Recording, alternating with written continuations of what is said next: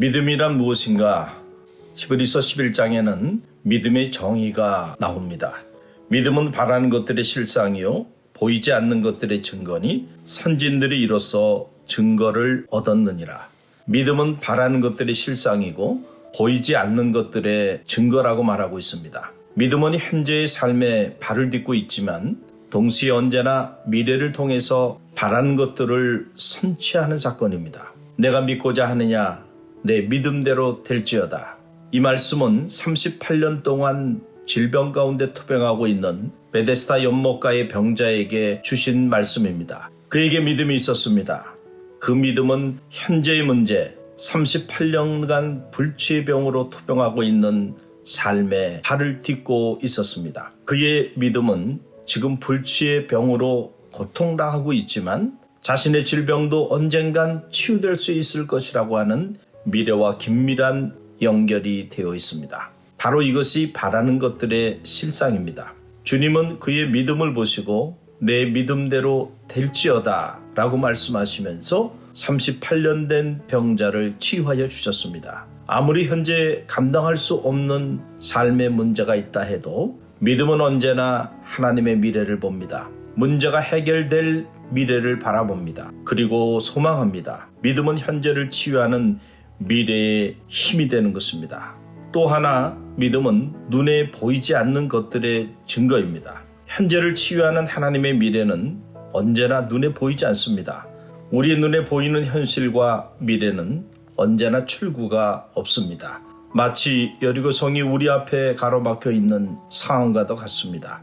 눈에 보이는 것들을 바라보며 10명의 정탐꾼들은 모두가 낙심하며 불평하고 원망하며 죽어갔습니다.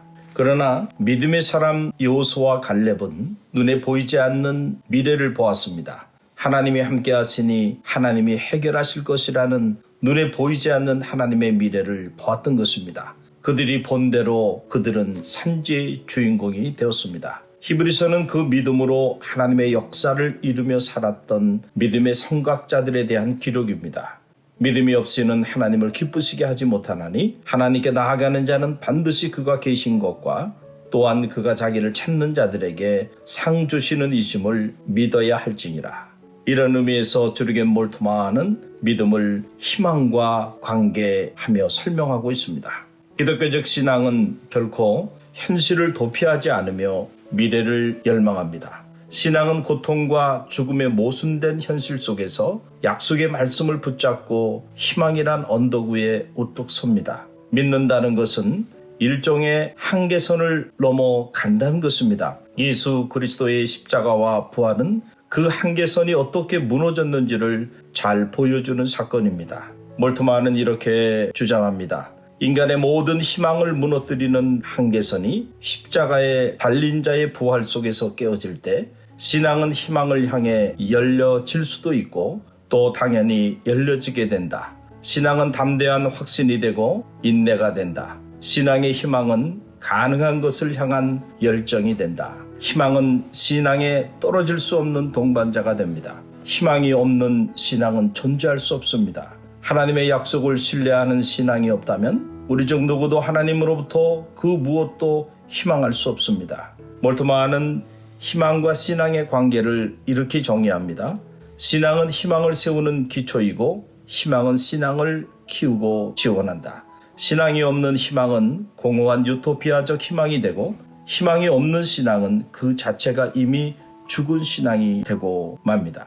약속의 희망을 통해 한계선을 넘는 신앙은 세상 도피나 체념 혹은 책임 회피와는 무관합니다.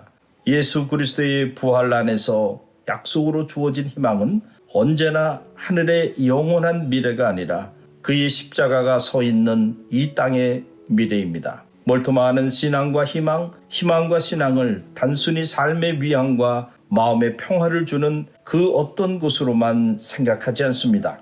오히려 그것을 모순되고 부조리한 죽음의 악의 세력에 대한 일종의 하나님의 저항이란 말로 표현합니다.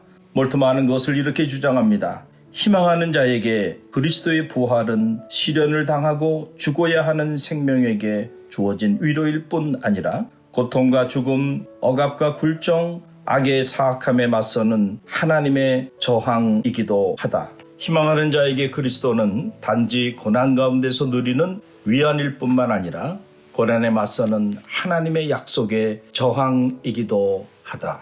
오늘도 신앙 안에서 하나님의 미래를 희망하는 그 희망이 새로운 역사의 문을 여는 은총이 있기를 간절히 바랍니다.